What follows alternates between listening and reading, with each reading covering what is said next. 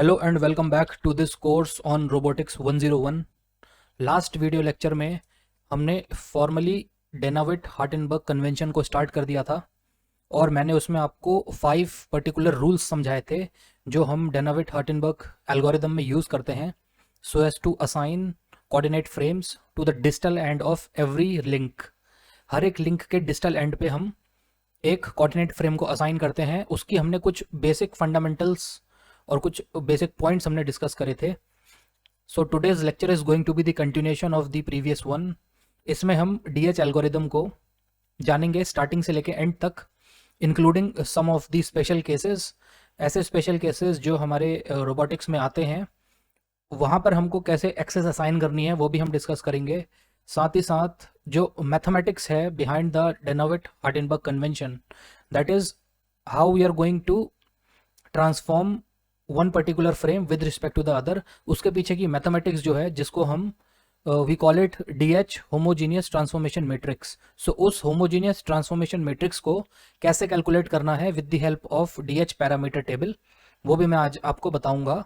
ठीक है, so without wasting much time late us get started with it.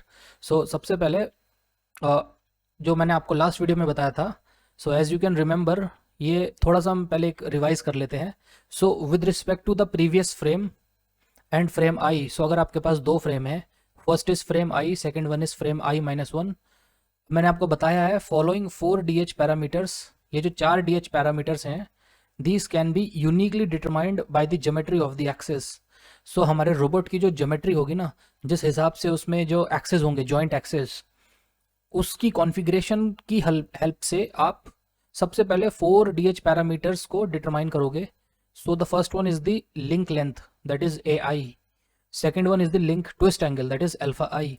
सो इन दोनों को हम लिंक पैरामीटर्स बोलते हैं। सो ये हम बेसिक रिवीजन कर रहे हैं। Third one is the joint distance D I and the last one is the joint angle theta I. इन दोनों को together we call it joint parameters.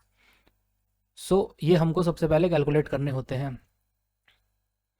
So if the joint is a revolute joint, अगर कोई joint आपके पास revolute है, so A I, alpha I and D I are constant and theta I is the only variable that measures the relative location of the link I with respect to the link I minus 1.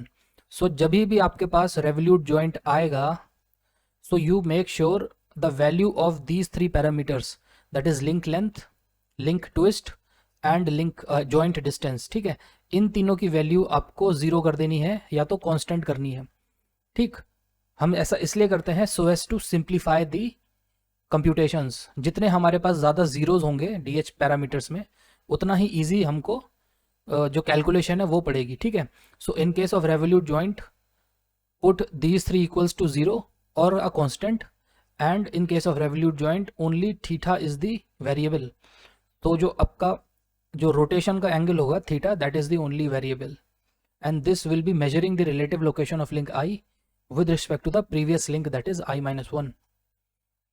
Similarly अगर आपके पास कोई prismatic joint है, in that case link length, link twist and theta I are constant and di is the only variable.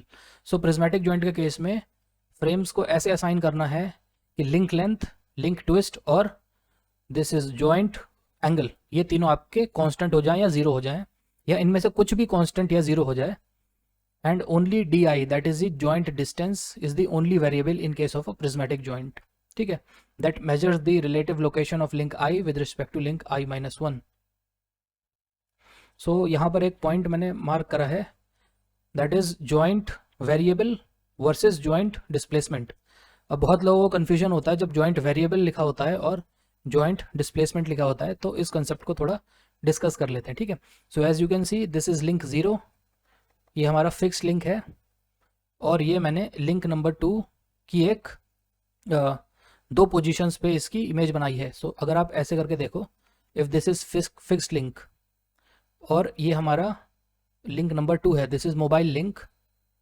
So with respect to horizontal, अगर मैं ये angle को measure करूं, so if this is link 1, this is link 2, so link 2 ने जो angle बनाया है with respect to the horizontal, if I call it theta 1, so इसकी वैल्यू होगी जॉइंट वेरिएबल के बारे में। ठीक है, ये जो थीटा 1 है that is equal to the joint variable, ठीक। सो इसको एज्यूम करो at some point T point पे अपना एंगल θ1 है, so we call it joint variable is equal to θ1। Same link ने कुछ टाइम बाद यानी t प्लस डेल्टा टी, अगर इसने ये हमारा टोटल एंगल कवर कर लिया θ2, ठीक है, सो हम कहेंगे θ1 and θ2 are the joint variables. So इनके बीच का जो एंगल होगा यानी कि ये वाला angle, this angle will be equal to the joint displacement angle, that is the difference of the two joint variables. So जो मैंने लिखा है जॉइंट डिस्प्लेसमेंट है that is equal to joint variable 2 जिसकी वैल्यू थी θ2 माइनस जॉइंट वेरिएबल 1 जिसकी value है θ1। सो जब आप इन θ2 और θ1 को सब्ट्रैक्ट कर दोगे so you will get joint displacement. ये तो हमारे रेवोल्यूट जॉइंट की बात थी, दैट इज़ वाई यहाँ पे ये एंगल्स इन्वॉल्व हो रहे हैं। अगर आपके पास कोई प्रिज्मेटिक जॉइंट है like this, so concept same रहेगा। ये अपने पिस्टन की पोजीशन है, सो अज्यूम ये कोई टाइम t पे displacement is d1, time t plus delta t पे the displacement is delta 2 sorry d2, ठीक है। सो यहाँ से अगर मैं आपसे पूछूँ what is the joint displacement, so you will write joint variable 2 that is this d2 minus joint variable 1 that is d1। सो जब कभी भी आप दो जॉइंट वेरिएबल्स का डिफरेंस लेते हो so you ultimately get the joint displacement. So ये एक छोटा सा कंसेप्ट है जो कई बार हमको कंफ्यूज करता है। सो अब हम डेनाविट हार्टेनबर्ग का प्रोसीजर थोड़ा सा डिटेल में डिस्कस कर लेते हैं। सो सबसे पहले एक कार्टेशियन कोऑर्डिनेट फ्रेम को अटैच करा जाता है हर एक लिंक के डिस्टल एंड पे accept for the link 0 that is the fixed link and the end effector link, यानी कि जितने भी लिंक हैं सबके डिस्टल एंड पे आप कोऑर्डिनेट फ्रेम को अटैच करोगे except for the fixed link and the end effector link. इन दोनों लिंक को हम स्टार्टिंग में नहीं टच करेंगे, ठीक है। इसके बाद यहाँ पर लिखा है the reason for skipping the fixed link and the end effector link is because both of this links are only connected to one other link and thus have more randomness and arbitrariness in frame assignment. इसका मतलब ये है कि जैसे अगर ये मेरा fix link है और यहाँ पे एक ट्विस्ट जॉइंट है ना, सो दिस इज जॉइंट 1। अगर ये हमारा फिक्स लिंक है सो इसका एक एंड तो फिक्स है ना, यहाँ पे कोई जॉइंट नहीं है, only one joint is present at this location. Similarly अगर मैं एंड इफेक्टर का लिंक कंसिडर करूँ सो एंड इफेक्टर का लिंक से अगर ये हमारा एंड इफेक्टर है, सपोज यहाँ पे रेवोल्यूट जॉइंट से कनेक्टेड है, अगर ये अपना एंड इफेक्टर लिंक है सो इसके इस वाले एंड पे तो कोई भी जॉइंट नहीं है ना, ओनली इसके जो प्रॉक्सिमल एंड है वहीं पर जॉइंट है। So because only one joint is present we say that both these links, that is the fixed link and the end effector link, they contain more arbitrariness and randomness in frame assignment. That is why हम इन दोनों links को starting में touch नहीं करते हैं, ठीक। हम उन्हीं लिंक्स को टच करेंगे जिनके दोनों एंड्स पर कोई ना कोई जॉइंट फॉर्म होगा और उन्हीं सारे लिंक्स को हम इंटरमीडिएट लिंक्स बोलते हैं, ठीक है ना। जो भी हमारे बीच के लिंक्स हैं जिनके दोनों एंड पे यानी कि प्रॉक्सिमल एंड पे और डिस्टल एंड पे जॉइंट फॉर्म हो रहे हैं, हम उन्हीं लिंक्स पर स्टार्टिंग में अपने कोऑर्डिनेट फ्रेम्स को अटैच करेंगे। इसका सिंपल मतलब ये है कि फिक्स्ड फ्रेम को आपको छोड़ना पड़ेगा, साथ ही साथ जो आपका लास्ट लिंक है यानी एंड इफेक्टर लिंक, वहाँ पर भी कोऑर्डिनेट फ्रेम को आपको स्टार्टिंग में प्लेस नहीं करना है, उसको स्किप कर देना है, ठीक है। अब सेकेंड पॉइंट है the displacement of each joint link is measured with respect to a frame. जो भी आप डिस्प्लेसमेंट मेजर करोगे उसको एक रेफरेंस फ्रेम की रिस्पेक्ट में मेजर करा जाएगा, ठीक है। The zero position of each link needs to be clearly identified. इसी जीरो पोजीशन को we also call it the rest position, इसी को होम पोजीशन भी बोलते हैं। So before you try to assign the coordinate frames make sure the zero position of each link is properly identified. हर एक link की zero position आपको पता होनी चाहिए, ठीक है। सो रेवोल्यूट जॉइंट के केस में जीरो पोजीशन क्या होती है, when the joint angle theta I is equal to 0। अगर कोई ये एक रेवोल्यूट जॉइंट है, so this is link number 1 and this is link number 2, यहाँ पे रेवोल्यूट जॉइंट है, ठीक है। तो आपको पता है अगर मैं लिंक 1 को एक्सटेंड करूँ ऐसे, so usually this is the joint angle theta. अगर ये 30 डिग्री है तो मैं बोलूँगा लिंक 2 हमारे लिंक 1 के रिस्पेक्ट में 30 डिग्री पे रोटेट कर चुका है। सो अगर मैं आपसे बोलूँ कि मेरे को इस link number 2 with respect to 1 की होम पोजीशन या रेस्ट पोजीशन बताओ, जिसको जीरो पोजीशन भी बोलते हैं, सो इन दैट केस आपको ये थीटा को ज़ीरो करना पड़ेगा, ठीक है। सो अगर मैं इसको ड्रॉ करूँ, सो जब हमारा एंगल ऑफ रोटेशन ज़ीरो हो जाएगा, सो अगर ये लिंक 1 है, so this will B link 2, जो इस टाइप से था वो अपनी होम पोजीशन में आ गया, ठीक है। और ये जो थीटा था 30 डिग्री का, ये हो गया अपना 0 डिग्री, ठीक। सो यहाँ से अपना लिंक होम पोजीशन में आ गया। So before we try to attach the coordinate frames, हमारे पास हर एक जॉइंट का रेस्ट पोजीशन या होम पोजीशन होना चाहिए, ठीक। ये एक नेसेसरी कंडीशन नहीं है, ज़रूरी नहीं है कि आपको होम पोजीशन पता करनी है, बट अगर आप होम पोजीशन पता करोगे और उसके बाद कोऑर्डिनेट फ्रेम्स को अटैच करोगे, सो वहाँ पे हम उसको जो हमारा फाइनल रिजल्ट आएगा उसको हम वेरीफाई कर सकते हैं। और ये बहुत इंपॉर्टेंट है when it comes to the kinematics. जो आपने फॉरवर्ड काइनेमेटिक्स या इन्वर्स काइनेमेटिक्स का जो मॉडल ऑब्टेन करा है वो कितना एक्यूरेट है उसको वेरीफाई करना ज़रूरी है, ठीक। सो अगर आपने होम पोजीशन पे सेट करके अपना फॉरवर्ड काइनेमेटिक्स मॉडल को डिराइव करा है, सो आप होम पोजीशन पे सारे के सारे एंगल्स को ज़ीरो पुट करके जो आपका फाइनल आएगा रिजल्ट उसको वेरीफाई कर सकते हो। और ये कैसे करना है हम अपने न्यूमेरिकल्स में मैं आपको बताऊंगा, ठीक है। नाउ अगर हमारे पास कोई प्रिज्मेटिक जॉइंट है, उसकी होम पोजीशन या ज़ीरो पोजीशन या रेस्ट पोजीशन क्या होती है, वो तब होती है जब हमारा जॉइंट डिस्प्लेसमेंट इज़ मिनिमम और ज़ीरो। अब आपको पता है प्रिज्मेटिक जॉइंट एक लीनियर जॉइंट है, तो अगर दिस इज़ लिंक 1 और ये जो इसके अंदर का प्लंजर है दिस इज़ लिंक 2, है ना, तो आपको पता है ये क्या हो सकता है, इस टाइप से मूव हो सकता है इनसाइड एंड आउट। इसी को हम DI बोल देते हैं, यानी कि जॉइंट डिस्प्लेसमेंट या जॉइंट डिस्टेंस। सो रेवोल्यूट के केस में तो अगर हमारा एंगल ज़ीरो हो जाए सो that is home position. Prismatic के केस में अगर ये आपका जॉइंट डिस्टेंस या तो ये ज़ीरो हो जाए अगर हमारा जॉइंट अलाउ करता है तो, अदरवाइज ये ज़ीरो नहीं हो पा रहा है तो इट शुड बी मिनिमम, है ना। सो अगर मेरे पे ये एक लीनियर एक्चुएटर है जो 10 सेंटीमीटर से 20 सेंटीमीटर मूव हो सकता है, सो होम पोजीशन पे it should be locked at 10 centimetre minimum पे। अगर ये 0 से 20 हो सकता है so it should be locked at 0, है ना। तो मिनिमम हमको डिस्टेंस चाहिए है प्रिज्मेटिक जॉइंट के केस में, so as to reach the home position और the zero position. In case of revolute joint ये ईजी है, रेवोल्यूट जॉइंट में जितना भी जॉइंट का एंगल है उसको ज़ीरो होना चाहिए, उस पोजीशन को हम होम पोजीशन बोलते हैं, ठीक। सो नेक्स्ट टॉपिक अपना होम पोजीशन का ही है। So when all the joints of robot are in the zero position या फिर रेस्ट पोजीशन, रेस्ट पोजीशन या ज़ीरो पोजीशन पे हमारे जितने भी जॉइंट्स हैं, अब जॉइंट में there can be revolute and there can be prismatic और स्लाइडिंग जॉइंट्स।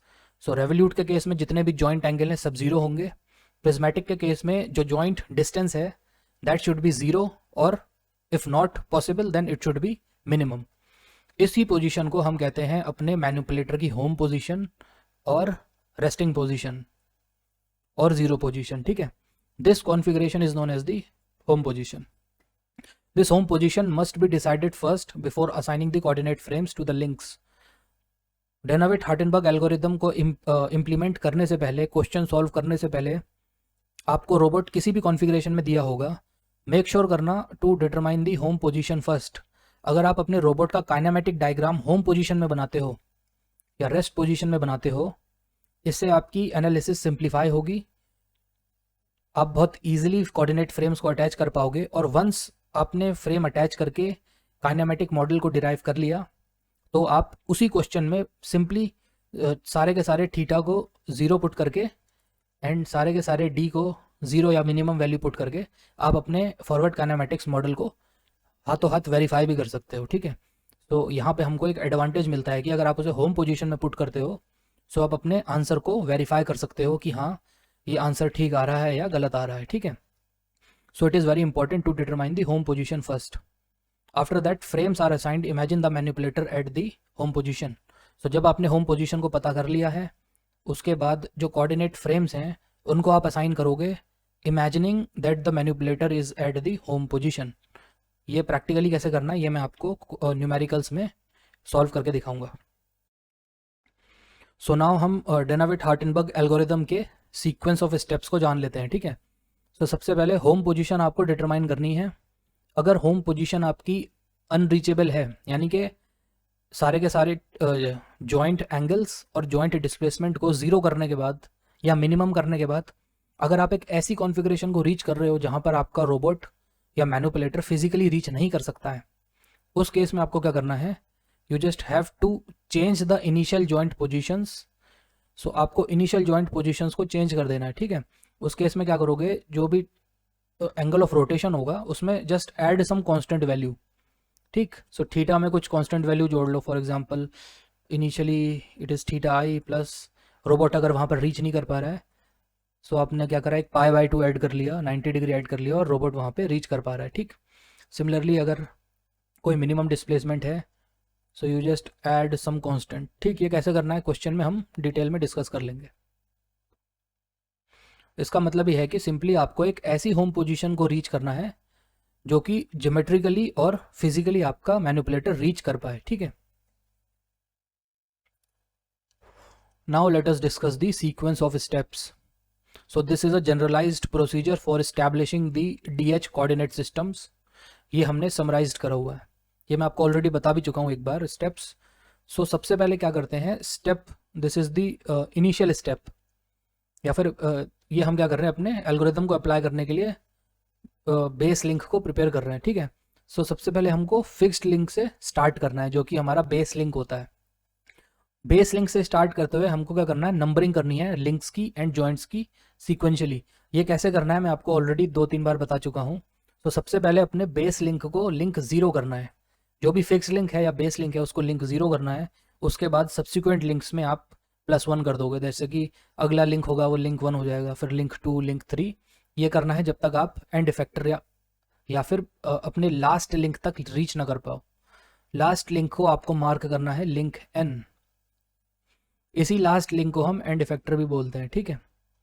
इसके बाद अपना स्टेप 1 है, रोबोट्स की जो फिजिकल कंस्ट्रक्शन है और उसकी ज्योमेट्री है, वहाँ से आपको ये सारी चीज़ें आइडेंटिफाई करनी है। उसमें सबसे पहले आपको आइडेंटिफाई करना है जॉइंट एक्सेस, जो भी हमारे जॉइंट हैं उनकी जॉइंट एक्सेस को आइडेंटिफाई करना है।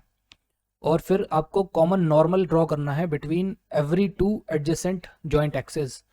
सो फॉर एग्जांपल अगर इस टाइप से आपके पास एक रोबोट है, सो ये this is coming out of the plane, ये अपनी जॉइंट एक्सेस 1 हो गई, ये अपनी जॉइंट एक्सेस 2 हो गई, this is joint axes 3। So let me call it J3, J2 and J1। इसके बाद आपको क्या करना है, इनके बीच में कॉमन नॉर्मल्स को ड्रॉ करना है, ठीक है। अगर जितना पॉसिबल होता है उतना ड्रॉ करना है। इसमें you have to leave the first and the last joint axes. Every other joint axes should have 2 incident common normals. So हमने जॉइंट 1 को छोड़ दिया और लास्ट जॉइंट को छोड़ दिया, क्यों, बिकॉज वहाँ पर ओनली 1 जॉइंट इज फॉर्मिंग, है ना। जो अपना स्टार्टिंग का लिंक है वहाँ पे only 1 joint is there. Last का जो लिंक है एंड इफेक्टर लिंक, उसमें भी only 1 joint is there.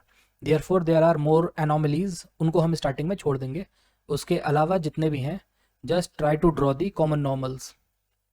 Now step 2, इसमें आपको क्या करना है, जो जॉइंट I+1 होगा उसके साथ ZI को अलाइन करना है। इसका मतलब ये है, कहीं पर आपका जॉइंट 1 फॉर्म होगा, कहीं पे जॉइंट 2 फॉर्म होगा, कहीं पे आपका जॉइंट 3 फॉर्म होगा, ऐसे ही जॉइंट 4 होगा।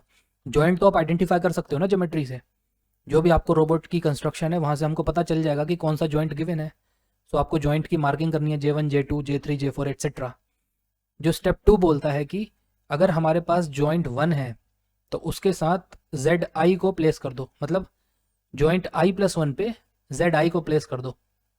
इसका मतलब है जहाँ पे जॉइंट 1 है वहाँ पे से Z0 एक्सेस जाएगी, जहाँ पे जॉइंट 2 फॉर्म हो रहा है वहाँ से Z1 एक्सेस पास होगी, जहाँ पे जॉइंट 3 फॉर्म हुआ है वहाँ से Z2 एक्सेस पास होगी, जहाँ पर जॉइंट 4 फॉर्म हुआ है वहाँ से Z3 एक्सेस पास होगी, एंड सो ऑन। ये करोगे आप जब तक आप एंड इफेक्टर लिंक तक ना पहुँच जाओ, ठीक है। सो ये स्टेप 2 आपको क्लियर हो गया होगा। तो स्टेप 2 में हमने क्या करा है, जितनी भी z एक्सेस हैं Z0, Z1, Z2 ये सब हमने फिक्स कर लिए हैं। ठीक, ये हमने स्टेप 2 में फिक्स करा है। अब आपको क्या करना है, you have to look to adjacent z axes, यानी कि अगर मैं Z1 को देख लूँ इसके साथ मेरे को Z0 को देखना पड़ेगा। ठीक, या फिर अगर मैं Z2 को देख रहा हूँ तो इसके साथ मेरे को Z1 को एनालाइज करना होगा। ठीक, सो कोई भी दो एडजेसेंट z एक्सेस को आपको लेना है और उनकी रिलेटिव कॉन्फ़िगरेशन की जो उनकी रिलेटिव कॉन्फ़िगरेशन है उससे आपको देखना है कि x एक्सिस किस डायरेक्शन में आप सेट करोगे।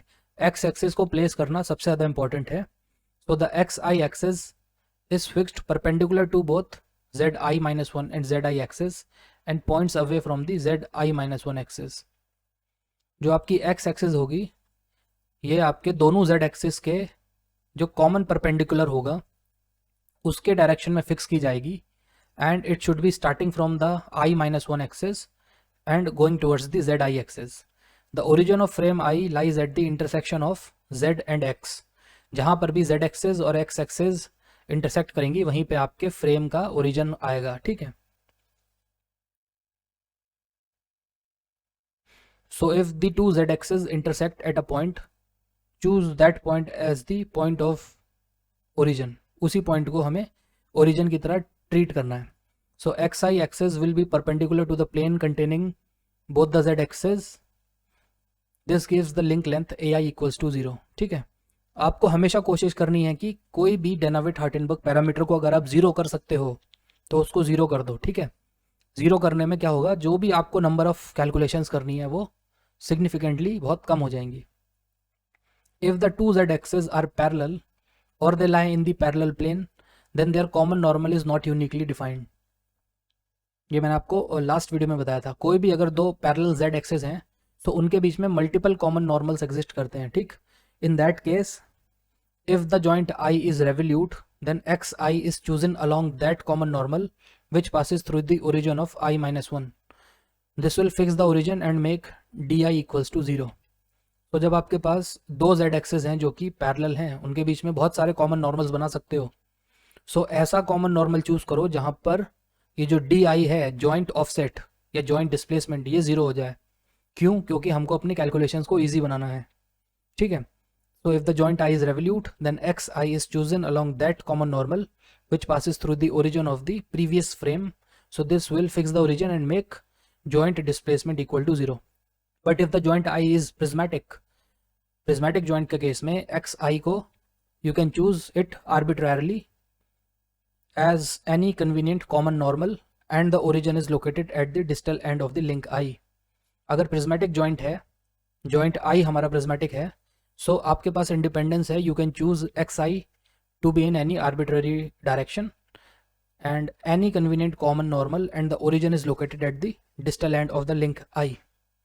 ठीक है, ये अभी मैं आपको पॉइंट्स बता दे रहा हूँ, ये आप नोट कर लेना, बिकॉज जब हम क्वेश्चन सॉल्व करेंगे तब ये काम आएगा। ठीक है, थर्ड केस होता है अगर दोनों के दोनों z एक्सेस हमारी कोइंसाइड करती हैं। सो अगर ये आपकी zi-1 है एंड दिस इज zi, इस केस में क्या होता है, the origin will lie on the common axes. इन्हीं कॉमन एक्सेस पे कहीं ना कहीं आपका ओरिजिन लाई करेगा। अगर आपका जॉइंट रेवल्यूट जॉइंट है, so origin is located to coincide with the origin of the i-1 frame. तो जो प्रीवियस फ्रेम होगा उसी के फ्रेम के ओरिजिन के साथ आप अपने फ्रेम आई का ओरिजिन कोइंसाइड कर देना एंड जो एक्स आई होगा that will be coinciding with the xi-1 so that the joint distance become 0।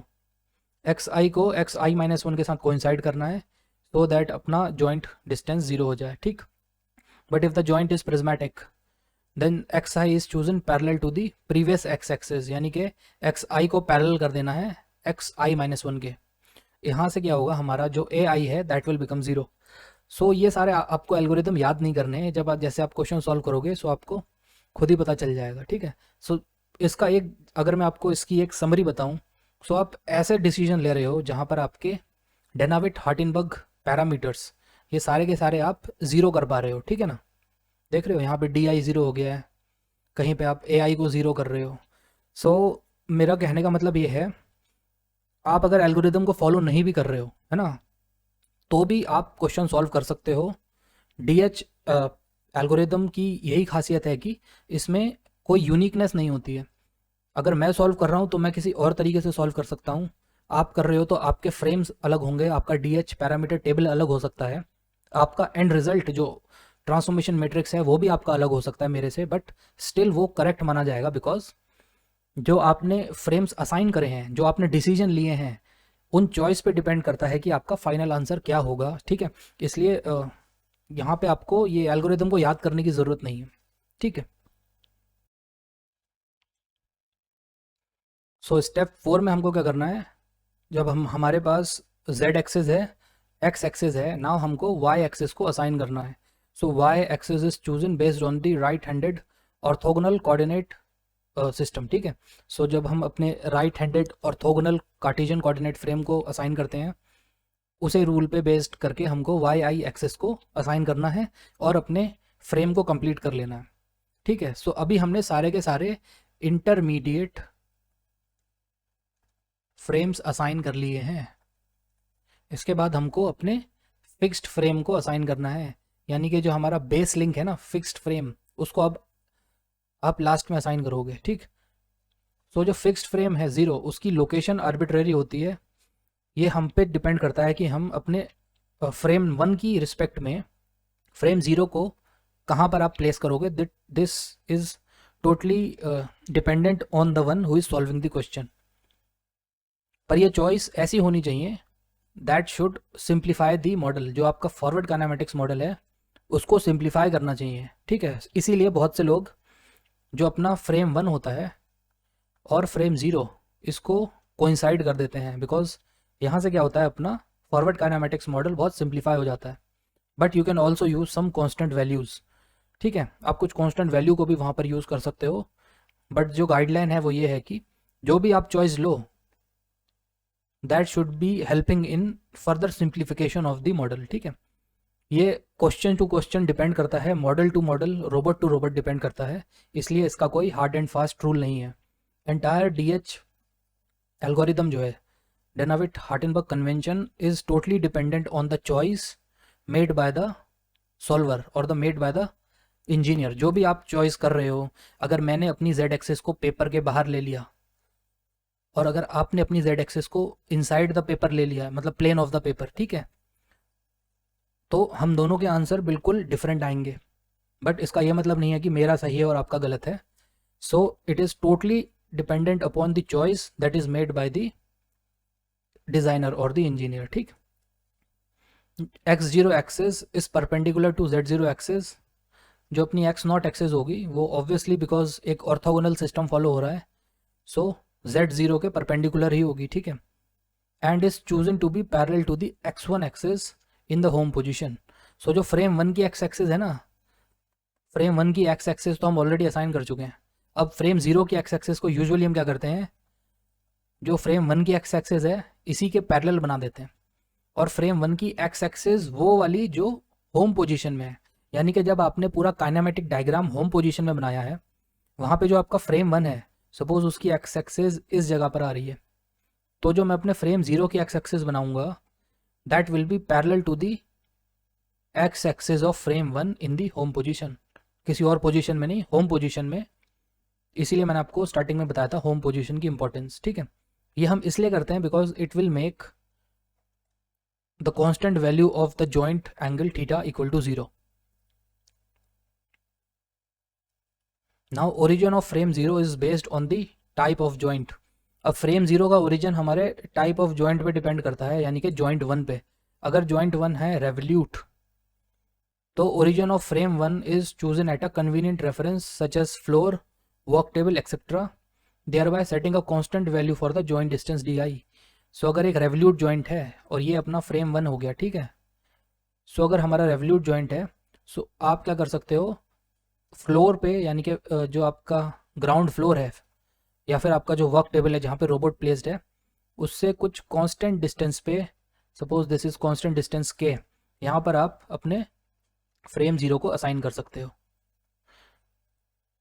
ठीक है, you can set it at a constant 0, और आप इसको k को 0 पुट कर दो तो फ्रेम 0 और फ्रेम 1 को कोइंसिडेंट भी आप पुट कर सकते हो। ठीक है, so that totally depends upon the given scenario. आपके पास अगर कोई ऐसा रोबोट है जिसके फिजिकली फ्रेम 1 और फ्रेम 2 यानी कि फ्रेम 1 और फ्रेम 0 यानी कि जो जॉइंट 1 है बेस जॉइंट और जो इसके आगे का जॉइंट है, अगर उनके बीच में फिजिकली ऐसा कंस्ट्रक्शन हुआ है, suppose there is some distance of 100 centimetre, तो आपको के को 100 पुट करना ही पड़ेगा वहाँ। सो ये क्वेश्चन टू क्वेश्चन डिपेंड करता है, ठीक है। और it may be chosen at a suitable location along the axes of the joint 1। इस एक्सेस के अलॉन्ग मैं कहीं भी इसे पुट कर सकता हूँ। I can put origin here here, और I can just make the origin coincident with the origin of frame 1, so that is totally dependent on me। that is why हर कोई अपना DH एल्गोरिदम को अलग अलग type से apply करता है, इसीलिए सबके फ्रेम्स भी अलग अलग होते हैं और सबके फाइनल आंसर भी अलग अलग होते हैं। तो आप कैसे बोलोगे कि किसका आंसर ठीक है ना? आप तो ये बोलोगे सर हमने तो अलग तरीके से असाइन करा है और हमारा आंसर भी अलग आ रहा है, बट स्टिल क्या करा है, हमारे आंसर को कोई बोल रहा है कि गलत है। उस केस में क्या होता है, ये जो मैंने आपको होम पोजीशन बताई थी, होम पोजीशन का कंसेप्ट यहाँ पर यूज़ होता है। सो होम पोजीशन हमको अलाउ करती है कि हम अपने forward kinematics and inverse kinematics model को वेरीफाई कर सकें। ये कैसे करेंगे हम क्वेश्चन में सॉल्व करेंगे, ठीक है। नाउ सेकंड पॉइंट इज, अगर जॉइंट 1 प्रिज्मेटिक है, for prismatic joint J1 put x0 and x1 parallel, यानी कि जो फ्रेम 1 की x एक्सिस है x1, इसी के पैरेलल आप x0 को पुट कर दो, making the value of joint angle θ1 equal to 0। ये भी हमने इसीलिए करा बिकॉज हम कोई ना कोई DH पैरामीटर को 0 पुट कर रहे हैं। This origin of frame 0 can be placed arbitrarily, ठीक है। So as you can see, ये टोटल एल्गोरिदम का मतलब यही है कि जो चॉइस आप पुट करोगे वो चॉइस ऐसी होनी चाहिए so that maximum DH parameters become 0 और कॉन्स्टेंट। ऐसे आप चॉइस लेना so that AI, alpha i, DI and theta i में से मैक्सिमम को आप 0 पुट कर लो so that the computation becomes very easy.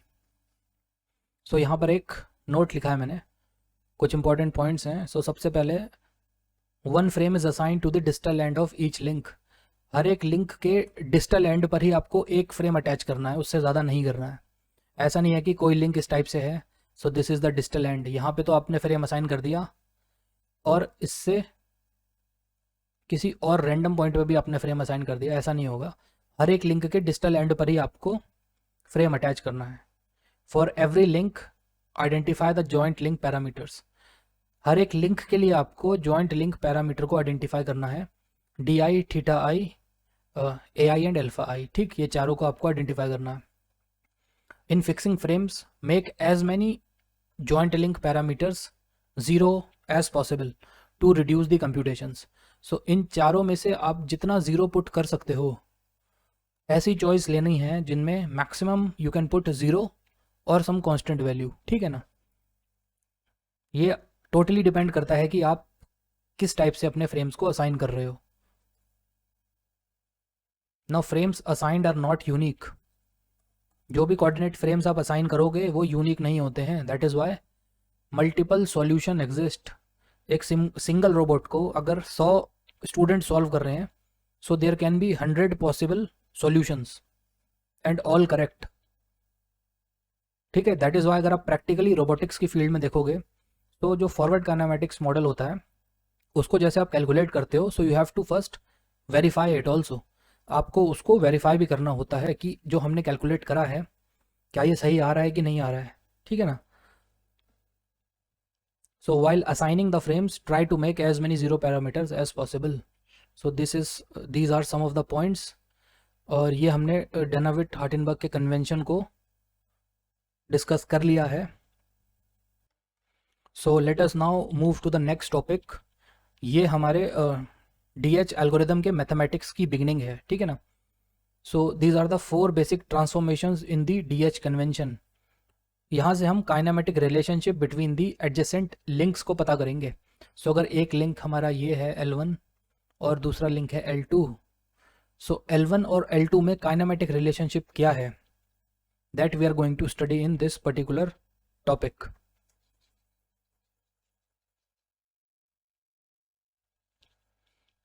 So next topic is the Denavit Hartenberg homogeneous transformation matrix. So after successfully establishing a coordinate frame to each link of our manipulator, now it is time for determining a 4x4 homogeneous transformation matrix that will map two successive coordinate systems or coordinate frames, say I and I minus 1. So जैसे कि मैंने आपको last unit में mappings coordinate frames and transformations में बताया था, एक 4x4 का matrix that is going to map और रिलेट सम वेक्टर और point in frame I to frame I minus 1, उसको हम होमोजीनियस ट्रांसफॉर्मेशन मैट्रिक्स बोलते हैं. डेनाविट हार्टेनबर्ग एल्गोरिदम में भी आपको सेम चीज़ करनी है. जब आप कोऑर्डिनेट फ्रेम्स को असाइन कर लोगे, आपने सारे लिंक्स के डिस्टल एंड पे कोऑर्डिनेट फ्रेम्स को असाइन कर लिया. Now it is time for determining a 4x4 homogeneous transformation matrix. ये आप डिटरमाइन करोगे. इसको डिटरमाइन करने के लिए हमारे पास एक सीक्वेंस ऑफ ट्रांसफॉर्मेशन है जो अब हम डिस्कस करेंगे. So frame i can be thought of as being displaced from frame I minus 1 by the following 4 rotations and translations. So पहले मैं आपको इसका ज्योमेट्रिक सिग्निफिकेंस बता देता हूँ. सो अज्यूम करना आपके पास एक फ्रेम है, frame I. So as you can see this is frame I minus 1. So ये अपना फ्रेम आई माइनस 1 है. This is the origin of frame I minus 1. इसकी 3 एक्सेस हैं. This is X I minus 1, this is Y I minus 1 and this is Z I minus 1. Second frame अपना, suppose ये एक हमने arbitrary direction में एक अपना सेकेंड फ्रेम ले लिया है. इस फ्रेम को हम आई से रिप्रेजेंट कर रहे हैं. So this is frame i. ठीक है, इसकी 3 एक्सेस हैं. Also following the Cartesian coordinate right hand rule. So इसकी 3 एक्सेस हैं, x i, this is Y i and this is Z i. So अगर आप फ्रेम आई को देखो with respect to frame I minus 1, so अगर मैं आपको बोलूँ कि मेरे को फ्रेम आई माइनस 1 से, जो कि इस कॉन्फ़िगरेशन में है, so this is the direction of X axes, this is the direction of Y axes and this is the direction of Z axes. यहाँ से उठाकर मेरे को फ्रेम आई माइनस 1 को लेकर जाना है फ्रेम आई की कॉन्फ़िगरेशन पे, यानी कि इस कॉन्फ़िगरेशन में. So as you can see there is some distance. ये ट्रांसलेशन भी है. ऑल्सो जो 3 एक्सेस हैं हमारी, ये भी इंडिविजुअली रोटेट कर चुकी हैं. यानी कि एक्स एक्सेस का डायरेक्शन ये है, पहले एक्स एक्सेस का डायरेक्शन ये था, ठीक है ना, एक्स आई माइनस 1 का, और अपने वाई आई माइनस 1 का डायरेक्शन ये था, और जेड आई माइनस 1 का डायरेक्शन ये था. यानी कि there is some translation, also there is some kind of rotation. Also यहाँ से फ्रेम से आपको इस डायरेक्शन में भी कुछ ना कुछ ट्रांसलेशन करी है आपने, और ये भी ट्रांसलेशन है. यानी कि अगर ये ओरिजिन है फ्रेम आई माइनस 1 का, और ये अपना ओरिजिन है फ्रेम आई का, that is origin of frame I. So दोनों ओरिजिन्स के बीच में there is some translation along with some kind of rotation. so इसी को हम एक generalized way में कैसे represent करेंगे, ये मैं आपको अब बताऊंगा. so जो frame I है हमारा, it can be thought of as being displaced from frame I minus 1 by the following 4 successive rotations and translation. इसका sequence importance रखता है, ठीक है. तो सबसे पहले जो first है, the transformation from frame I minus 1 to frame I via some intermediate frame I prime consists of 4 basic transformations. These are, सबसे पहले आपने क्या करा, अपने फ्रेम I minus 1 को ट्रांसलेट कराया along the Z I minus 1 axis by a distance of di. ठीक है, तो फर्स्ट हमारा क्या है, ट्रांसलेशन है प्रीवियस फ्रेम का along the axis Z I minus 1 by a distance di. Now frame I minus 1 is shifted to intermediate frame I minus 1. So ये अभी हम देख लेते हैं. सो ये अपना फ्रेम आई माइनस 1 है, इसको ट्रांसलेट कराना है along this axis, that is axis z I minus 1 by some distance D i. So इसको मैं दोबारा से ड्रॉ करने की जगह let us just copy paste. So मैंने क्या करा, इसी फ्रेम को उठाया और इसको यहाँ पर ट्रांसलेट करा दिया, ठीक है. एंड इसकी कलर को हम चेंज कर देते हैं फॉर बेटर अंडरस्टैंडिंग. सो मैंने इसको क्या करा, रेड कलर से सिग्निफाई या डिनोट कर दिया.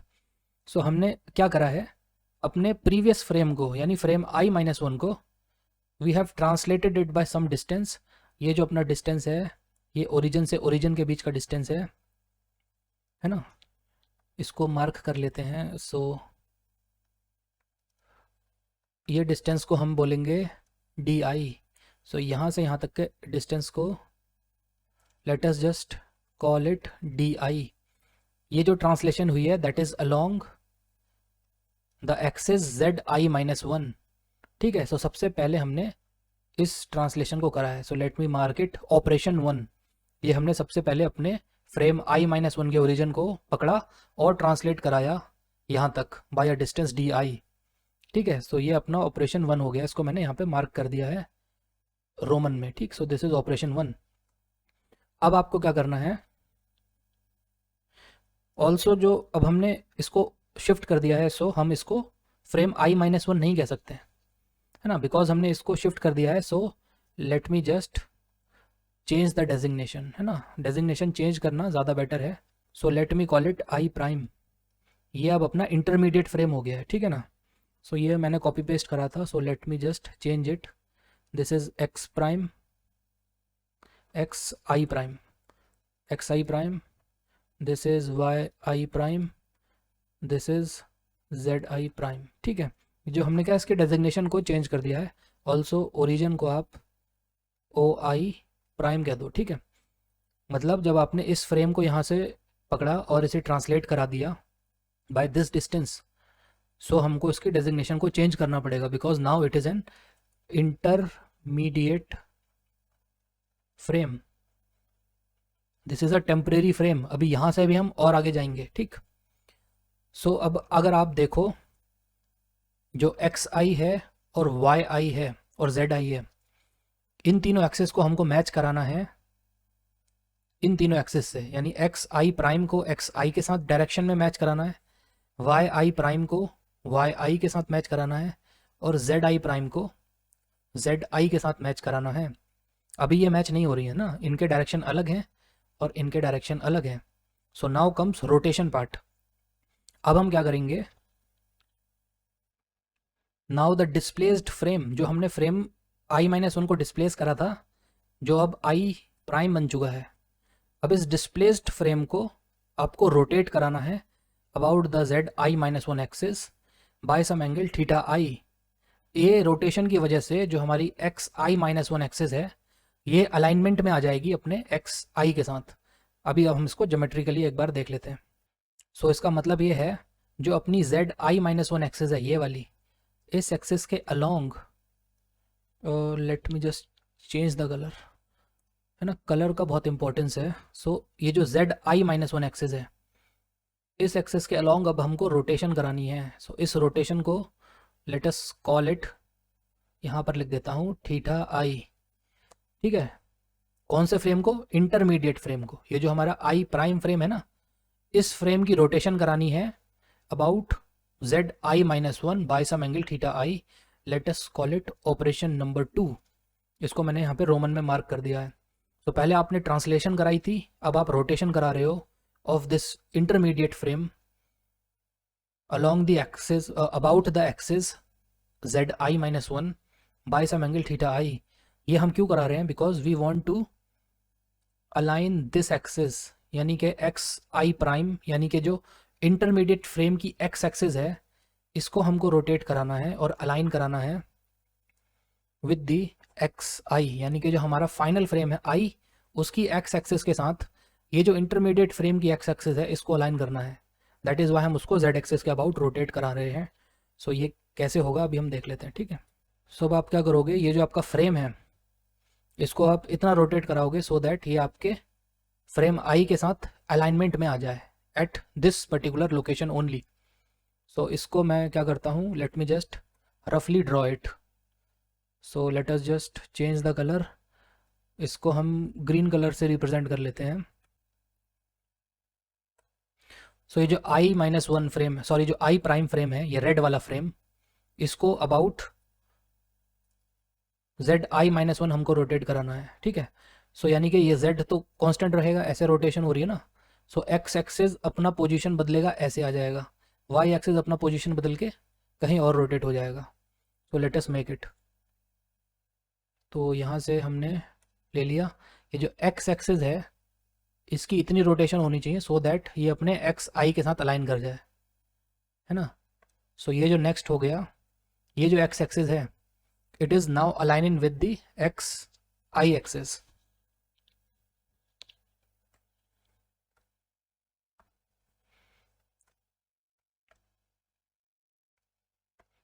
अब ये जो एक्स एक्सिस है इसको हमने क्या बोला, let us call it x i double prime, क्योंकि अब हमने एक और रोटेशन कर दिया ना।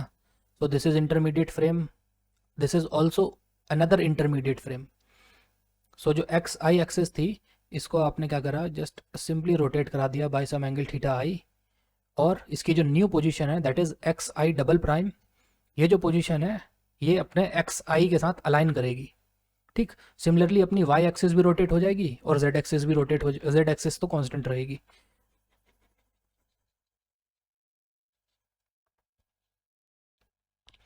सो अब हम अपनी वाई एक्सिस को बना लेते हैं। सो यहाँ से स्टार्ट होगी, ये जो वाई आई प्राइम है, ये जो रेड वाली एक्सिस है वाई एक्सिस, ये कुछ एंगल से रोटेट हो जाएगी। सो मैं इसको ऐसे रैंडमली बना ले रहा हूँ, ठीक है। So let us call it y i double prime. जो वाई आई प्राइम थी रेड वाली, now it has been rotated to this green one, यानी कि y i double prime. But z axis तो अपनी पोजीशन मेंटेन करेगी because z I minus one is parallel to z i, also both are coincident. तो जो z आई minus one, जो z आई minus one है ये ब्लैक वाली, और जो जेड वाली है वो आफ्टर रोटेशन सेम रहेगी, ठीक है ना। सो हम इसको बना लेते हैं। सो ये इस टाइप से हो गई, ठीक, ओवरलैप हो जाएगी। सो इसको मैंने ऐसे बना दिया। सो this is Z I double prime, ठीक। ये आप कुछ भी मार्क कर लेना, ये इंटरमीडिएट फ्रेम्स हैं, इनकी मार्किंग इतनी इंपॉर्टेंट नहीं है। Only i minus one and i are important. ये कुछ भी A B C D E F कुछ भी मार्क कर लो आप, ठीक है ना। सो क्या हुआ, जो रेड वाले फ्रेम को हमने रोटेट कराया by theta i about the z I minus one axis, so हमको ये ग्रीन वाला फ्रेम मिल गया। अब ग्रीन वाले फ्रेम की खासियत ये है, इसमें जो एक्स एक्सिस है ग्रीन वाले फ्रेम की, एक्स आई डबल प्राइम, ये अलाइन होती है एक्स आई के साथ। सो देख रहे हो, आई माइनस वन फ्रेम से जब हमने दो ऑपरेशन लगाए, first is translation along z axis by the distance D i, इसके बाद हमने करा rotation about the z axis of the previous frame by some angle theta i. So ये दो ऑपरेशन करने के बाद हमारा जो ब्लैक फ्रेम था ये अब बन चुका है अपना ग्रीन वाला फ्रेम, ये ग्रीन फ्रेम। और ऑलरेडी हमने एक ट्रांसलेशन कर ली है और एक रोटेशन कर ली है, उसकी वजह से हमारा x axis of this green frame is now aligned with the x axis of the blue frame, यानी कि फ्रेम आई। अब आपको दो ऑपरेशंस और करने हैं सो दैट ये जो ग्रीन वाला फ्रेम है, फ्रेम आई डबल प्राइम, इसको आप सेम दो ऑपरेशन लगा के यहाँ से लेकर जाओगे और इस ब्लू वाले फ्रेम के साथ, यानी कि फ्रेम आई के साथ कोइंसिडेंट कराओगे। सो जो थर्ड ऑपरेशन है वो देख लेते हैं। नाउ जो हमारा थर्ड फंडामेंटल ऑपरेशन है ये हमको बोलता है कि जो डिस्प्लेस्ड फ्रेम है आई डैश, यानी कि जो अब अपना आई प्राइम है, ठीक है ना, आई डबल प्राइम जो है is now translated along the x i axis by a distance a i. अब जो अपना सेकेंड टाइम डिस्प्लेस्ड फ्रेम है यानी कि आई डबल प्राइम ग्रीन वाला, अब आपको इस ग्रीन फ्रेम को उठाकर लेके जाना है, ट्रांसलेट कराना है along the x i axis, यानी कि जो आई फ्रेम है उसकी एक्स एक्सिस के अलोंग ट्रांसलेट कराना है by some distance a i. ये इसलिए करना है so that origins of the frame I minus one coincide हो जाए with the origin of the frame आई, यानी कि ओ आई के साथ इससे प्रीवियस वाले फ्रेम का ओरिजिन कोइंसिडेंट हो जाए, यानी कि जो आई डबल प्राइम का ओरिजिन है ग्रीन फ्रेम का, उसके ओरिजिन को इसके ओरिजिन के साथ कोइंसाइड कराना है by having a translation along the x axis of the frame i by some distance a i. ये करना है, ठीक है ना। सो ये जो हमारा आई डबल प्राइम है फ्रेम ग्रीन वाला, इसको हमको ट्रांसलेट कराना है अलोंग एक्स आई, इस डायरेक्शन में ट्रांसलेट कराना है by some distance a i, so that the origins of frame i double prime, यानी कि ये वाला ओरिजिन इस ओरिजिन के साथ कोइंसाइड हो जाए ओरिजिन ऑफ फ्रेम आई के साथ। तो this is again going to be a translation. तो हमने क्या करा है, ग्रीन फ्रेम को उठा के यहाँ पर प्लेस करना है। और बिकॉज यहाँ पे ट्रांसलेशन हो रही है, दैट इज़ वाई अपना जो ओरिएंटेशन है वो चेंज नहीं होगी, ठीक है। सो अभी हमने इसको ऑरेंज कलर से रिप्रेजेंट करना है। सो ये जो एक्स आई डबल प्राइम है ये तो इसी के अलोंग आएगी, एक्स आई के अलोंग आएगी, ठीक है ना। So let me just translate it. ये पूरा का पूरा जो ग्रीन वाला लाइन है ये ट्रांसलेट होके यहाँ आ जाएगा, ठीक। सो this is X I, late me mark it triple prime, ठीक है, एक्स आई ट्रिपल प्राइम। सिमिलरली ये जो अपनी x के बाद जो अपनी y एक्सिस है इसको हमने यहाँ पे ट्रांसलेट कर लेना है।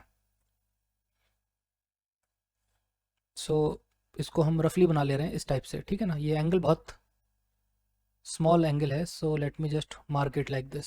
So this is Y i triple prime, because ये अपना थर्ड इंटरमीडिएट फ्रेम है।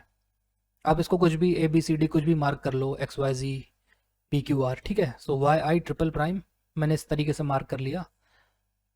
और जो अपनी Z एक्सिस है that is going to be parallel to this green one. ये जो ग्रीन Z एक्सिस है ये ऐसी की ऐसी उठाकर यहाँ पर आ गई। अब मैं इसे रफली बना रहा हूँ, ठीक है ना। सो ये कुछ इस टाइप से आ जाएगी। इसको मैंने मार्क कर लिया ZI ट्रिपल प्राइम। ये जो अपना ऑरेंज कलर का फ्रेम है, so this is frame I triple prime. ये अपना थर्ड इंटरमीडिएट फ्रेम है, ठीक है ना।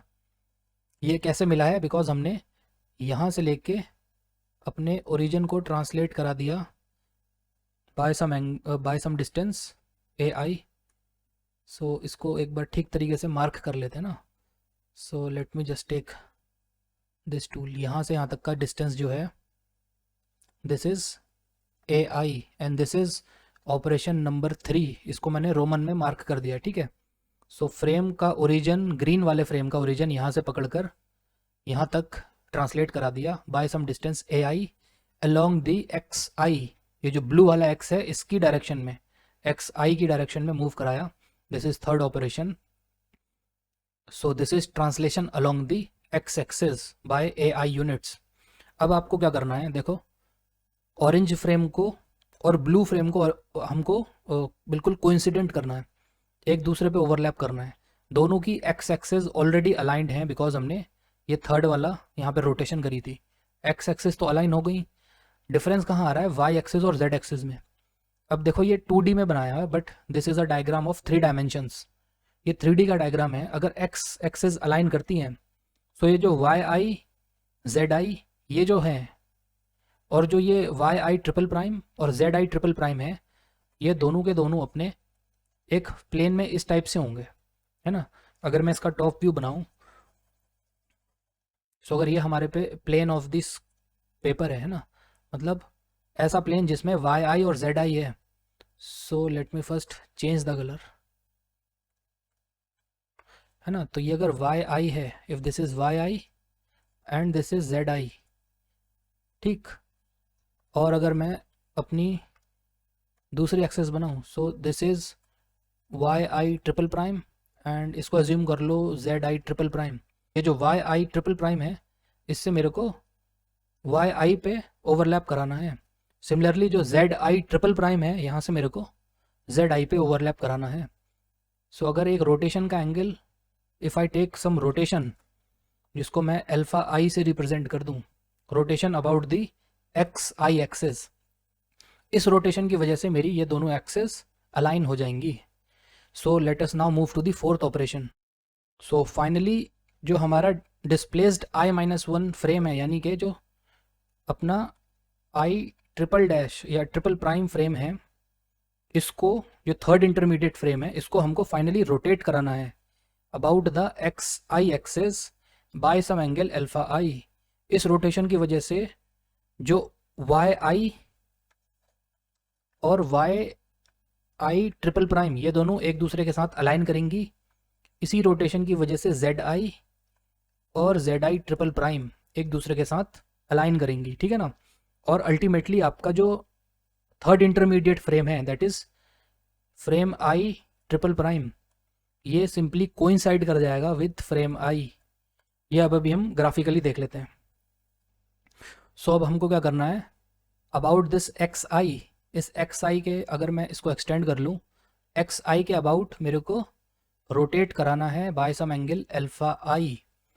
किसको रोटेट कराना है, इस वाले फ्रेम को, ये जो थर्ड इंटरमीडिएट फ्रेम है i triple prime, orange frame, इस ऑरेंज फ्रेम को अबाउट एक्स आई हमको रोटेट कराना है by some angle alpha I, so that अगर हमारा इस टाइप से कुछ डायग्राम बनता है, जो वाई आई ट्रिपल प्राइम है ये हमारी ओवरलैप कर जाए वाई आई के साथ, और जो जेड आई ट्रिपल प्राइम है ये ओवरलैप कर जाए जेड आई के साथ।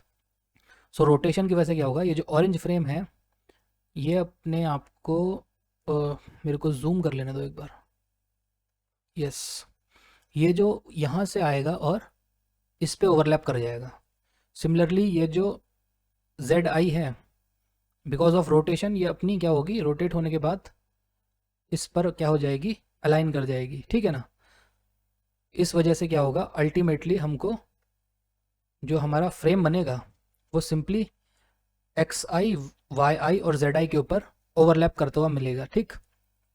सो अल्टीमेटली आपको जो फ्रेम मिलेगा वो इस टाइप से होगा, एक एक्सेस उसकी यहाँ पर हो जाएगी जो कि एक्स आई के साथ अलाइन करती होगी। सिमिलरली जो उसकी सेकेंड एक्सेस होगी वो अपनी वाई आई के साथ अलाइन करती होगी, और जो उसकी थर्ड एक्सेस होगी वो अपने जेड आई के साथ अलाइन करती होगी, ठीक है ना।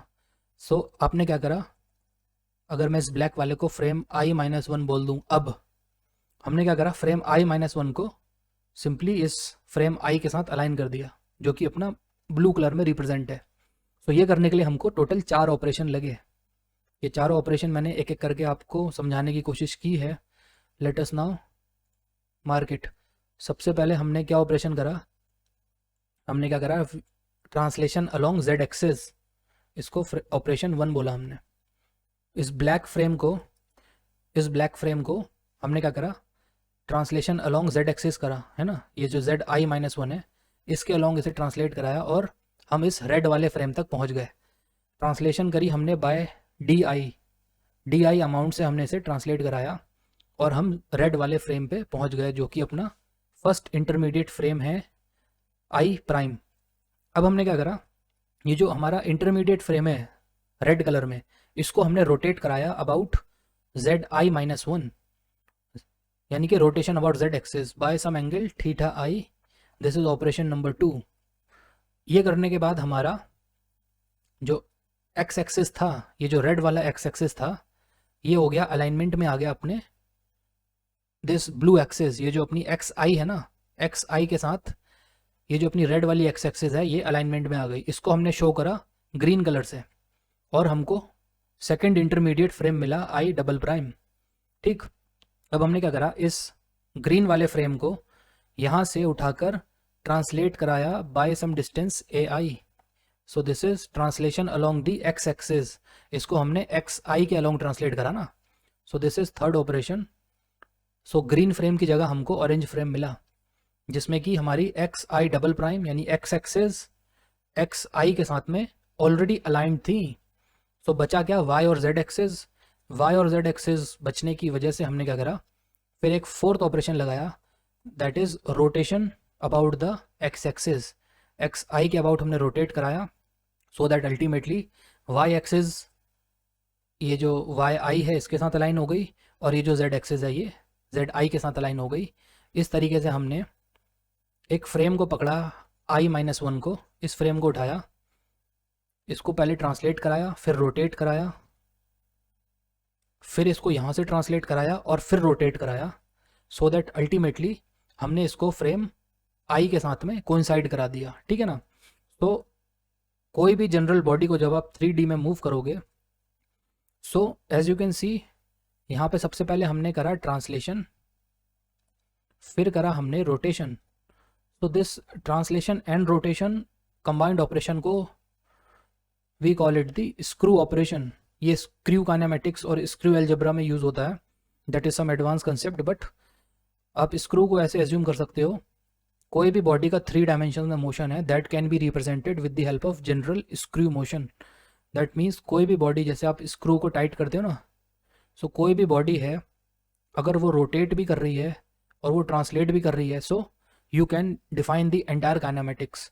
सो हमने क्या करा है, इस पॉइंट से लेके इस पॉइंट में लाने के लिए हमने इसको एक स्क्रू मोशन दिया है। So let me call it screw with respect to z axis, because पहले हमने जेड आई माइनस वन के अबाउट ट्रांसलेट कराया, ये रहा, फिर हमने जेड आई माइनस वन के अबाउट रोटेट कराया, ये है, ठीक है। So we can call it screw about the z axis.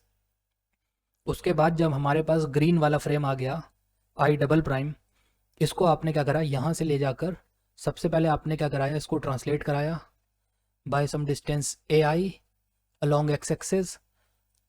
Translation की वजह से हमको ऑरेंज फ्रेम मिला। उसके बाद आपने इसको रोटेट कराया, ऑरेंज फ्रेम को रोटेट कराया by some angle alpha i about the x axis. So देख रहे हो, ट्रांसलेट एंड रोटेट दोनों एक्स एक्सिस के अलॉन्ग हो रहे हैं। सो इस ऑपरेशन को मिला के हमको एक सेकेंड स्क्रू मिला, that is screw about the x axis.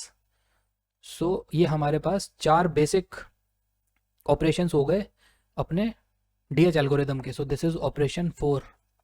First operation is the translation along the z axis, second operation is rotation about the z axis, जिसको हम स्क्रू जेड से भी रिप्रेजेंट कर सकते हैं। Translation along Z, rotation about Z, ये एक screw बन गया। एक स्क्रू बनने की वजह से हमारा फ्रेम यहाँ पर आ गया, इसको आगे ले जाना है। सो हमने सेकेंड स्क्रू अप्लाई करा, that is translation along x then rotation about x, इसको हम स्क्रू एक्स बोल सकते हैं। In totality if you want to achieve Danavitt-Hartenbach homogeneous transformation matrix, so you have to apply 2 screw motions. First one is going to be screw about z axis multiply with the screw about x axis. अगर आपने ये दोनों screw motion achieve कर लिए, so you are able to kinematically derive the relationship between frame I minus 1 and frame I, जो कि अपना यहाँ पर है। So this is blue वाला अपना frame I है ना। सो कोई भी 2 फ्रेम्स, यानी कि एक फ्रेम ये हो गया अपना, सो दिस इज फ्रेम आई, और ये फ्रेम आई माइनस 1, इन दोनों के बीच में रिलेशनशिप अगर आपको लानी है, so you have to take into consideration these 4 fundamental transformation operations, है ना। सो अगर मैं इसको ग्राफिकली लिखूं, एक फ्रेम आई माइनस 1 है और आपको फ्रेम आई तक इसको लेकर जाना है। So you have to take into account these 4 fundamental transformation operations, जिसमें कि आप इसको शॉर्ट में you can represent it by screw motion along the z axis followed by screw motion along the x axis, है ना। और ये screw किससे मिलके बना होता है, स्क्रू मिलके बना होता है ट्रांसलेशन टाइम्स रोटेशन। तो इसमें डिपेंड नहीं करता, आप पहले ट्रांसलेशन कर सकते हो बाद में रोटेशन कर सकते हो, पहले रोटेशन करा सकते हो बाद में ट्रांसलेशन करा सकते हो, ठीक है ना। सिमिलरली ये जो स्क्रू अपना एक्स है, that is also made up of 2 operations. First one is translation, second is rotation, multiply करना है दोनों को, ठीक है ना। इसमें ऑर्डर फॉलो करना ज़रूरी नहीं है, डिपेंड करता है, पहले आप रोटेशन करा दो बाद में ट्रांसलेशन करा दो, पहले आप रोटेशन करा सकते हो या पहले ट्रांसलेशन करा सकते हो, कुछ भी करा सकते हो, ठीक है ना। बट जो सीक्वेंस ऑफ स्क्रू है, यानी कि फर्स्ट स्क्रू जेड होगा उसके बाद ही स्क्रू एक्स होगा, ये आपको मेंटेन करके चलना है, ठीक है ना। सो कोई लोग क्या करते हैं, पहले ट्रांसलेट कराते हैं बाद में रोटेट कराते हैं, और कुछ लोग पहले रोटेशन करा देते हैं बाद में ट्रांसलेशन करा देते हैं। So that is totally dependent on the person who is going to solve the question. तो आई होप ये आपको समझ आया होगा 4 basic transformation in DH convention. यहीं से हम काइनेमेटिक रिलेशनशिप फाइंड करते हैं between adjacent links. Adjacent links के बीच में जो काइनेमेटिक रिलेशनशिप है, जो आपके DH पैरामीटर टेबल्स हैं उसमें जो डेटा पॉपअप होगा वो सब यहीं से निकल कर आएगा, ठीक है ना। सो अब मैंने आपको ग्राफिकली क्या होता है इसका सिग्निफिकेंस मैंने आपको समझा दिया है। फ्रेम I-1 से फ्रेम I तक जाने के लिए हमको 4 ऑपरेशन चाहिए रहते हैं। सो फर्स्ट ऑपरेशन को अब मैथमेटिकली कैसे डिस्कस करना है, अब इसकी मैथमेटिक्स को हम डिस्कस कर लेते हैं, ठीक है ना। So now let us move to the mathematics behind the Danavitt-Hartenbach homogeneous transformation matrices. So let us now discuss the mathematics behind the Danavitt-Hartenbach homogeneous transformation matrix. So जैसा कि मैंने आपको बताया था, कोई भी फ्रेम है I-1 उससे आपको फ्रेम आई तक जाना है, so you have to do 4 basic transformations, ठीक है। तो 4 बेसिक ट्रांसफॉर्मेशंस को हमने ग्राफिकली देखा था, अब उसकी मैथमेटिक्स को देखने का टाइम आ गया है, ठीक है। तो सबसे पहले फ्रेम i-1 को आप ट्रांसलेट करोगे along the zi-1 axis by some distance di, यानी कि अगर मैं इसको होमोजीनियस ट्रांसफॉर्मेशन मैट्रिक्स की फॉर्म में लिखूं, so this trans represents the transformation operator along the z axis by some distance di। तो इसका जो बेसिक फॉर्मूला होता है वो मैंने आपको ऑलरेडी कवर कराया हुआ है लास्ट यूनिट में। सो अगर मैं इसको इन terms of homogeneous transformation matrix represent करूं, सो ये जो अपर 3x3 मैट्रिक्स है, upper 3x3 matrix that is the rotation part, ये हमारा आइडेंटिटी मैट्रिक्स होगा बिकॉज यहाँ पे कोई भी रोटेशन नहीं हो रही है, only translation is taking place. This is the perspective, ये 0 0 0 होगा, स्केल फैक्टर 1 होगा, और ये जो है हमारे these are going to be the 3 components of the displacement vector। so this is dx, this is dy and this is dz। तो यहाँ पे ट्रांसलेशन z एक्सिस के अलॉन्ग di यूनिट का हो रहा है, सो यहाँ पर हम di को प्लेस करेंगे, x और y कंपोनेंट हमारा 0 होगा, ठीक है। सो अगर आपको यहाँ पर ये फॉर्मूला समझने में कोई प्रॉब्लम हो रही है, so you just watch the previous videos on my YouTube channel, वहाँ पे यूनिट 2 में हमने ये सारी फंडामेंटल्स कवर करे हैं, ठीक है। सो फर्स्ट ऑपरेटर को जब आप मैथमेटिकली डिफाइन करोगे, so that will be equal to translation along z axis by amount di, और उसको मैट्रिक्स फॉर्म में आप इस टाइप से रिप्रेजेंट करोगे।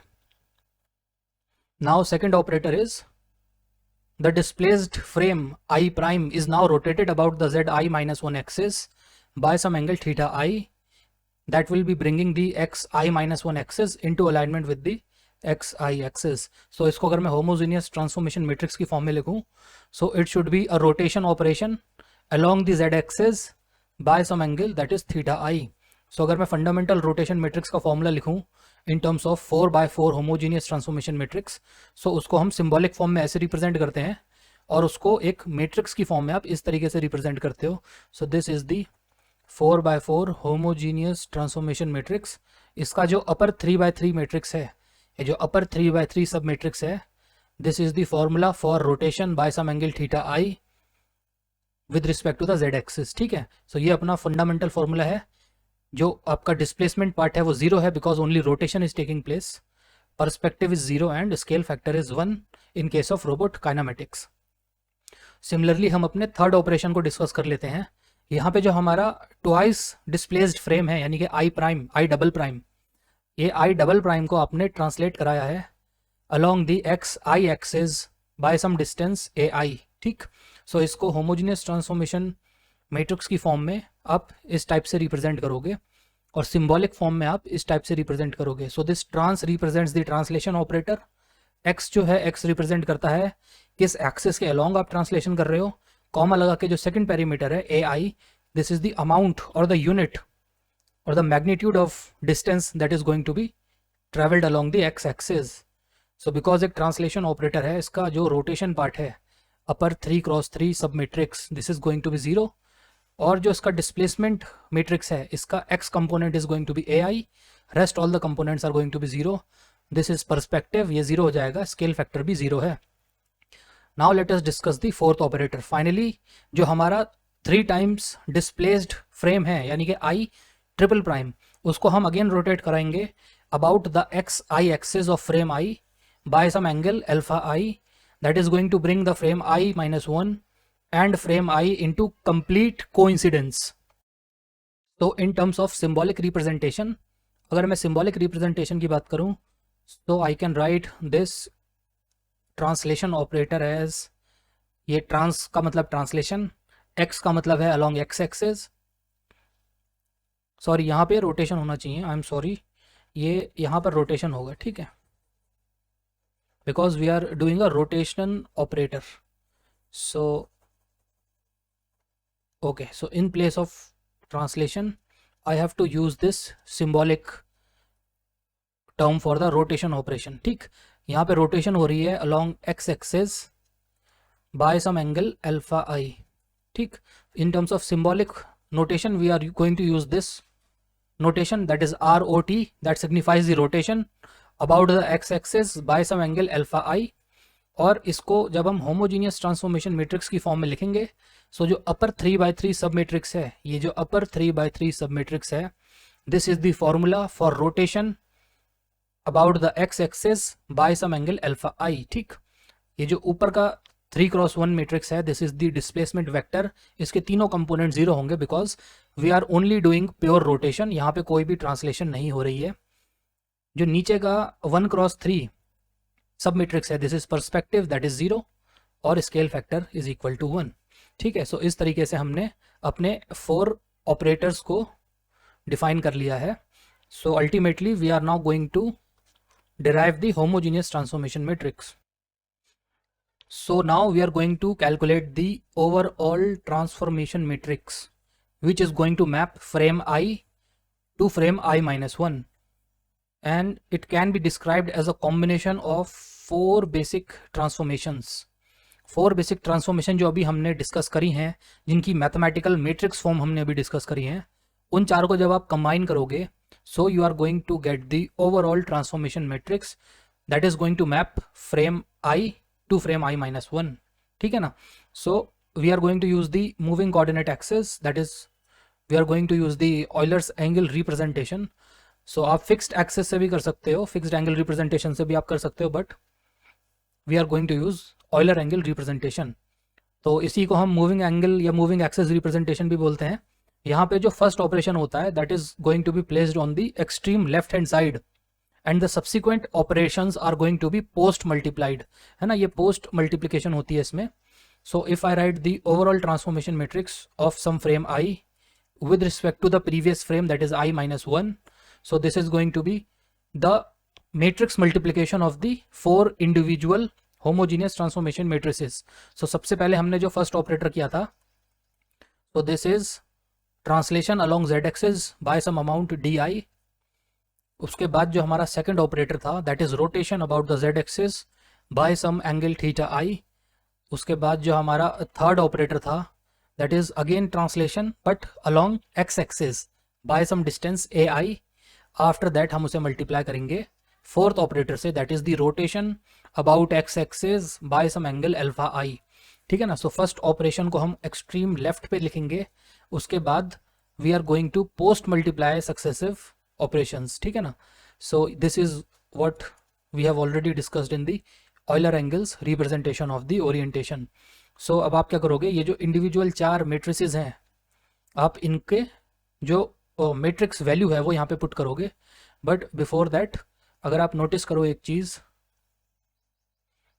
सो if you notice one thing, अगर मैं इस ट्रांसलेशन अलॉन्ग z एक्सिस और रोटेशन अलॉन्ग z एक्सिस को अगर मैं कंबाइंड कर दूं, if I combined both of these operations, so ये क्या हो जाएगा, this is nothing but screw along z axis. Similarly अगर मैं इन दोनों ऑपरेशंस को कंबाइन कर दूं, that is translation along x axis followed by rotation along x axis, so this is nothing but screw along the x axis. So in short, the overall transformation of some frame I relative to the previous frame I minus 1 is nothing but a combination of 2 screw motions. First one along the z axis and second one along the x axis. ठीक है? So now let us discuss. So हमने क्या करा है, जो previous section में हमने जो matrices की वैल्यू देखी थी, उनकी वैल्यूज को हमने अपनी इस इक्वेशन में पुट कर दिया है। So सबसे पहले मैंने translation of di units along z axis को पुट करा। So this is the value of the matrix that represents translation along z axis by some distance di। Similarly this is the value of the 4x4 matrix that represents the rotation about the z axis by some angle theta i। ठीक है, ये हमने इनको multiply करा हुआ है। इसके बाद यहाँ पे स्पेस खत्म हो गया है, सो इसके बाद हमने इस थर्ड ऑपरेटर को मल्टीप्लाई करा है। ठीक है, so this is nothing but the displacement by some amount that is ai along the x axis. So this is the displacement along x axis by some amount ai, and this is the rotation about the x axis by some angle alpha i. So इन चारों को multiply करने के बाद जब आप इनको successive multiply करोगे, so you are going to get this final result. जब आप इसको सॉल्व करोगे, तो you have to do these multiplications by yourself. जब आप इसको सॉल्व करोगे so you are going to get a matrix like this, जिसकी फर्स्ट कॉलम है cos theta I sin theta I 0 and 0. Second column is this minus sin theta I cos alpha i, cos theta I, cos alpha I, sin alpha I and 0. So this is first column, this is second column and this is third column and this one is the fourth column. ठीक है ना. So इस तरीके से आपको एक 4x4 matrix मिलेगा. Also इसके जो अपर 3x3 मैट्रिक्स है, ये जो इसका अपर 3x3 मैट्रिक्स है, so this is going to represent the rotation या फिर orientation. So this is the overall orientation of frame I with respect to the frame I minus 1. और जो इसके अपर 3x1 सब मैट्रिक्स है, ये जो अपर 3x1 सब मैट्रिक्स है, that is the translation or displacement. So this is the overall translation of frame I relative to the origin of frame I minus 1. ये जो लास्ट के 3 zeros हैं, this is the perspective and this one is the scale factor. So you do not need to remember this formula because ये एक बहुत fundamental formula है and we are going to have different types of formula for different type of robotic manipulators. तो इसको यहाँ पे आपको याद करने की ज़रूरत नहीं है. तो इसी को हम, ये जो entire 4x4 का मैट्रिक्स है, इसी को हम कहते हैं डेनाविट-हार्टेनबर्ग homogeneous transformation matrix. So this entire expression is known as the Denavitt-Hartenberg homogeneous transformation matrix that is going to map frame I to some frame I minus 1. ठीक है.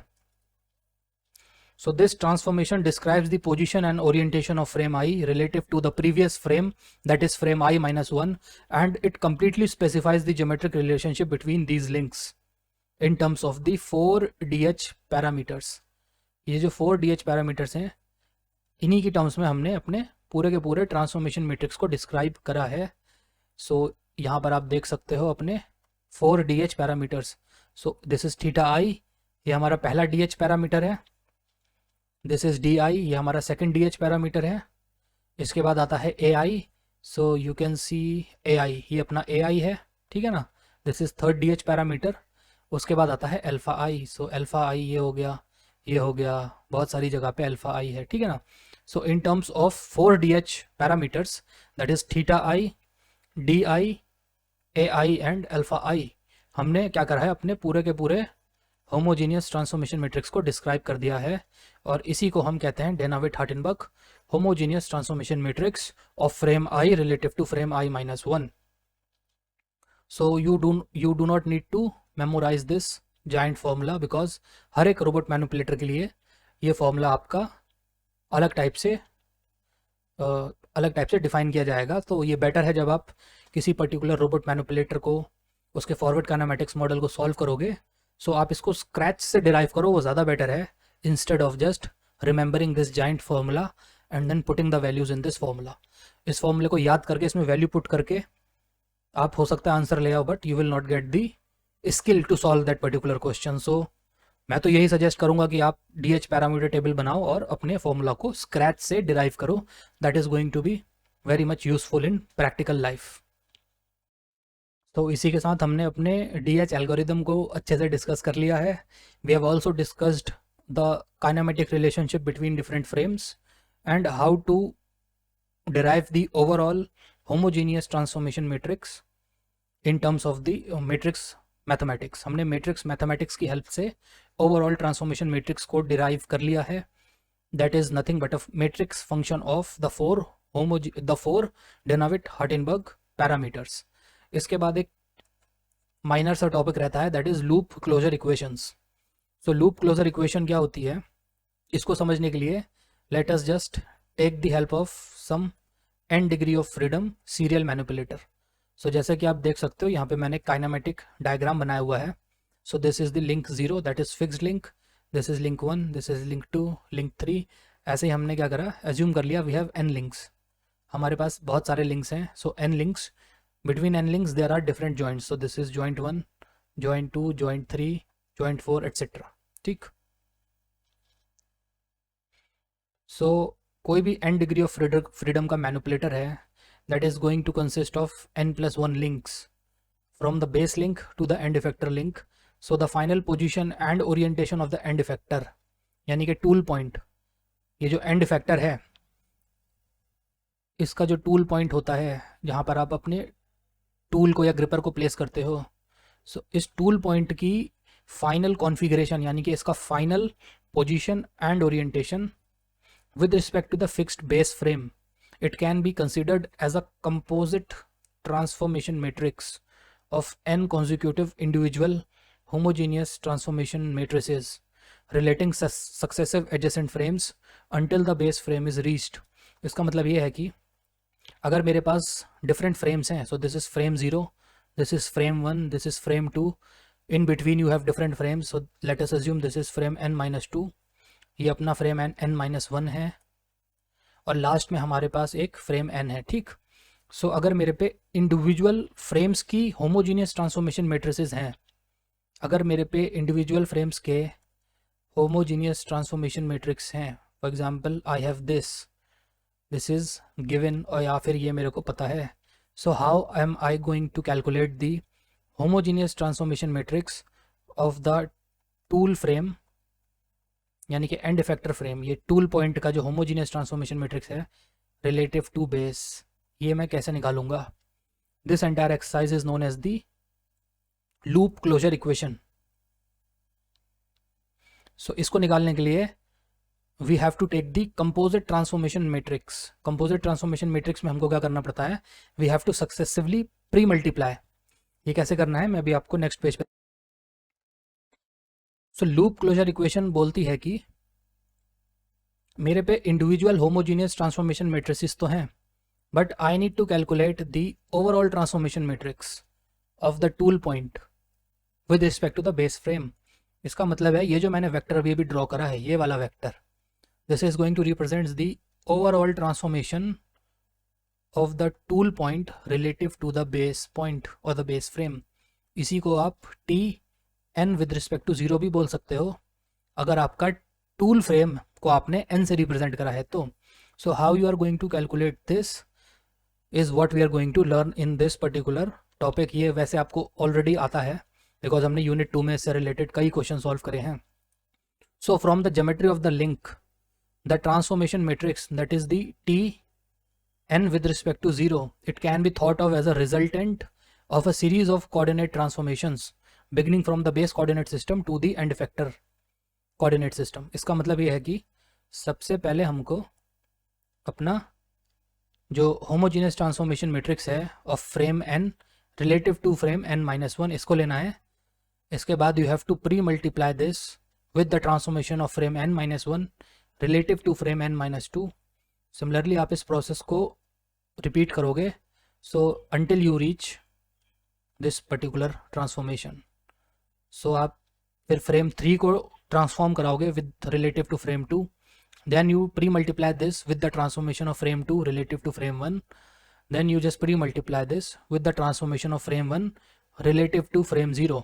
जब आप इन सबको प्री मल्टीप्लाई करोगे देन अल्टीमेटली जो आपको मिलेगा that is going to be a composite transformation matrix that is going to map the end effector frame that is frame n to the base frame that is frame 0. इसी equation को हम loop closure equation बोलते हैं. सो आई hope ये आपको clear हो गया होगा.